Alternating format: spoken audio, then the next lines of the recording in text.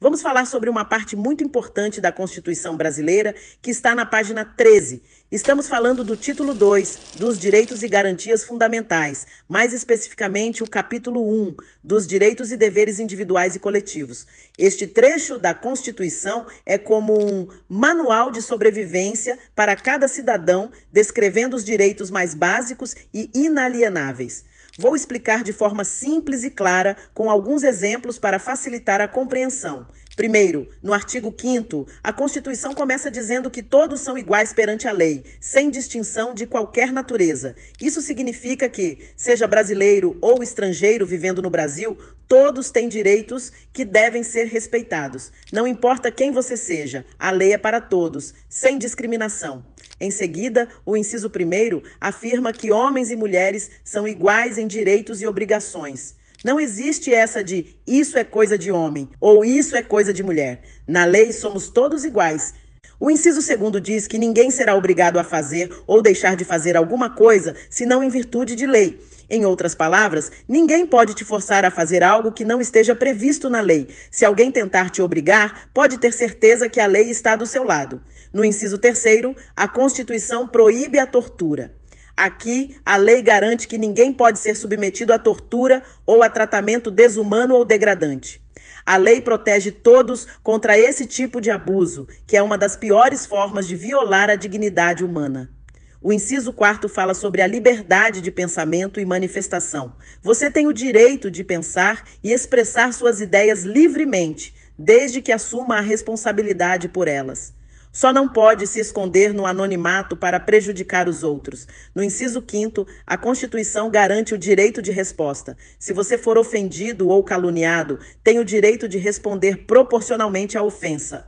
Além disso, você tem direito a uma indenização se for prejudicado moralmente ou na sua imagem. O inciso 6º trata da liberdade de crença e religião.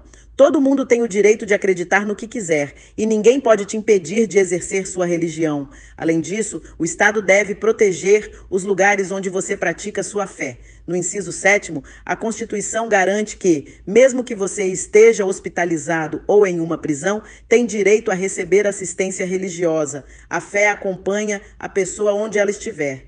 O inciso 8º fala que ninguém será privado de direitos por motivo de crença religiosa ou de convicção filosófica. Mas, se você quiser se isentar de uma obrigação legal por causa disso, precisará justificar e, em alguns casos, cumprir outra tarefa no lugar. O inciso 9º fala sobre a liberdade de expressão artística e científica. Você tem liberdade para criar, se expressar e compartilhar conhecimento científico, artístico e cultural. Nada de censura ou de pedir licença para expor sua arte ou suas ideias. No inciso 10, a Constituição protege a vida privada, a honra e a imagem das pessoas. A sua vida é sua e se alguém violar esses direitos, você tem direito a uma indenização. O inciso 11 fala sobre a inviolabilidade do domicílio. A sua casa é o seu castelo. Ninguém pode entrar nela sem sua permissão, a menos que seja em casos específicos, como durante uma emergência ou com autorização judicial. No inciso 12, a Constituição garante o sigilo de correspondência e das comunicações. Seus e-mails, cartas e até as ligações telefônicas são protegidos por sigilo. O Estado só pode quebrar esse sigilo em situações muito específicas e com a devida autorização judicial. O inciso 13 fala sobre a liberdade de trabalho. Você pode trabalhar no que quiser, desde que atenda às qualificações exigidas por lei para aquela profissão. A lei não pode te impedir de exercer uma atividade profissional sem justificativa. No inciso 14, a Constituição garante o acesso à informação. Você tem o direito de acessar informações públicas e o sigilo da fonte deve ser respeitado, principalmente para jornalistas. Isso garante a transparência e a liberdade de imprensa. O inciso 15 diz que você é livre para ir e vir dentro do Brasil. Ninguém pode te impedir de entrar, sair ou ficar no país, salvo em situações especiais previstas na lei.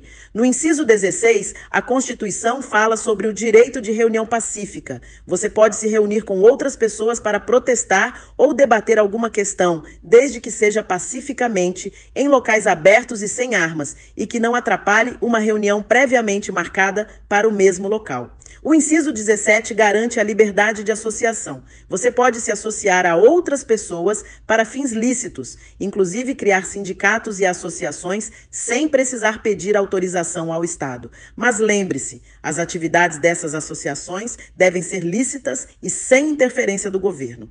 No inciso 18, a Constituição fala sobre a criação de cooperativas.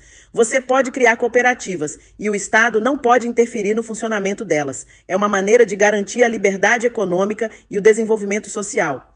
Por fim, no inciso 19, a Constituição diz que as atividades das associações só poderão ser suspensas por decisão judicial, e isso exige um processo legal adequado, garantindo o direito de defesa. Reflexão sobre as entrelinhas. A Constituição, ao garantir direitos como a liberdade de expressão, a inviolabilidade da privacidade e a igualdade perante a lei, não está apenas protegendo o indivíduo de abusos. Ela está, na verdade, delineando os limites entre o poder do Estado e os direitos do cidadão. Cada um desses artigos e incisos atua como uma barreira contra o autoritarismo e a arbitrariedade. Por exemplo, a inviolabilidade do domicílio, inciso 11, não se limita apenas ao espaço físico de uma casa. Ela também simboliza o respeito pela autonomia do indivíduo. Quando a Constituição diz que ninguém pode entrar na sua casa sem sua permissão, a menos que haja uma emergência ou uma ordem judicial, está na prática afirmando que sua vida privada deve ser respeitada em todos os aspectos e que o Estado não pode invadir essa privacidade sem um motivo muito sério e bem justificado. Estudo de caso. Vamos pensar em um estudo de caso hipotético que ilustra o inciso 5º, que fala sobre o direito de resposta e a indenização por danos morais ou à imagem. Imagine que uma pessoa, João, foi acusada injustamente de um crime em um programa de televisão. Mesmo antes de qualquer julgamento ou investigação oficial, o programa exibe a imagem de João e o trata como culpado, o que leva a um grande prejuízo para a sua reputação. João é demitido do trabalho, perde amigos e até sua família começa a duvidar dele. Diante disso, João decide buscar seus direitos com base no artigo 5º da Constituição. Ele entra com uma ação judicial exigindo o direito de resposta e a indenização pelos danos que sofreu. O direito de resposta garante que João possa, no mesmo programa de televisão, esclarecer os fatos e apresentar sua versão da história. Além disso, a indenização é uma forma de compensar os prejuízos que ele teve em sua vida pessoal e profissional. Esse caso mostra como a Constituição atua não só para proteger direitos, mas também para restaurar a justiça quando esses direitos são violados. O direito de resposta e a indenização são formas de corrigir o dano, garantindo que a verdade venha à tona e que a dignidade da pessoa seja respeitada. Análise adicional. Outro ponto interessante é como esses direitos se interconectam. O direito à privacidade, por exemplo, está ligado à liberdade de expressão e ao direito de resposta. Enquanto você tem o direito de expressar suas opiniões livremente, essa liberdade não pode violar a privacidade ou a honra de outra pessoa.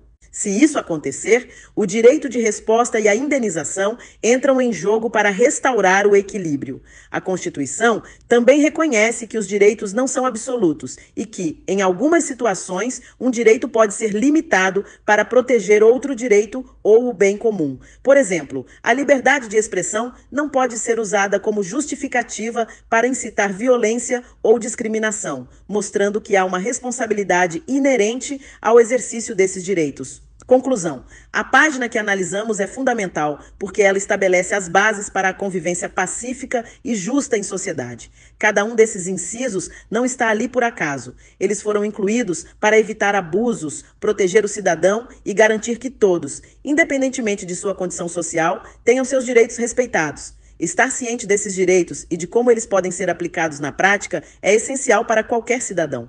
Este estudo de caso e análise adicional mostram que a Constituição é um documento vivo que pode ser usado para resolver conflitos reais e proteger a dignidade humana. É importante sempre lembrar que por trás de cada direito garantido há uma história e uma luta que contribuíram para a construção de um país mais justo.